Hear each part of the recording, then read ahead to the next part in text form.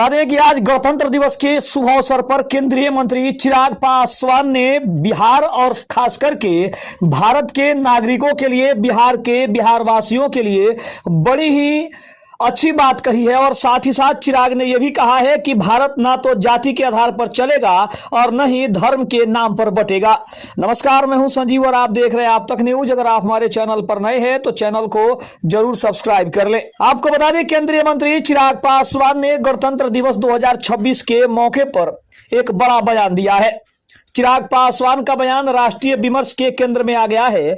उन्होंने स्पष्ट शब्दों में कहा है कि भारत न तो जाति के आधार पर चलेगा और न ही धर्म के नाम पर, बल्कि देश का संचालन केवल और केवल संविधान के अनुसार होगा। अब आपको बता दें कि उनके इस वक्तव्य ने ऐसे समय में व्यापक चर्चा को जन्म दे दिया है जब पहचान की राजनीति और सामाजिक ध्रुवीकरण पर सबसे ज्यादा तेज बहस है। चिराग पासवान ने देशवासियों को गणतंत्र दिवस की शुभकामनाएं देते हुए कहा कि यह दिन केवल उत्सव का नहीं बल्कि आत्ममंथन और संकल्प दोहराने का अवसर है। उन्होंने संविधान में निहित मूल्यों के 100% पालन की प्रतिबद्धता जताते हुए ये भरोसा दिलाया कि उनकी पार्टी और सरकार संविधान की मर्यादाओं से बंधी है। उनके अनुसार भारत की विविधता उसकी ताकत है और अलग अलग जाति, पंथ और धर्म के लोगों की भावनाओं का सम्मान करते हुए लोकतंत्र मजबूत हो सकता है। गणतंत्र दिवस के अवसर पर उन्होंने अपने संदेश में इस बात पर जोर दिया कि संविधान केवल एक कानूनी दस्तावेज नहीं बल्कि सामाजिक न्याय, समानता और बंधुत्व का जीवंत आधार है। चिराग पासवान का कहना था कि जब तक नीतियां और शासन व्यवस्था संविधान की भावना के अनुरूप नहीं होंगी तब तक लोकतांत्रिक आदर्शों को जमीन पर उतारना संभव नहीं है।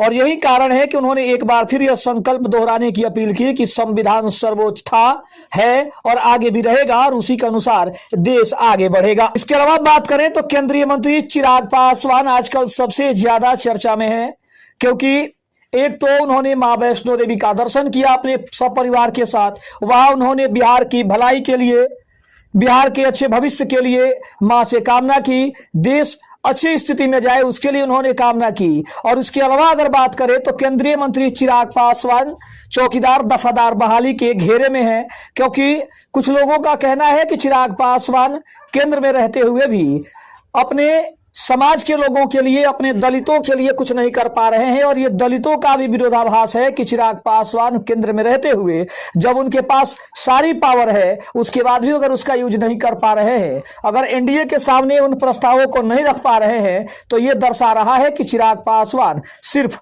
बयान देते हैं बल्कि धरातल पर उनकी सच्चाई कुछ और ही है। खबर आपको कैसी लगी कमेंट में जरूर बताइएगा। तब तक के लिए धन्यवाद। जय हिंद, जय भारत।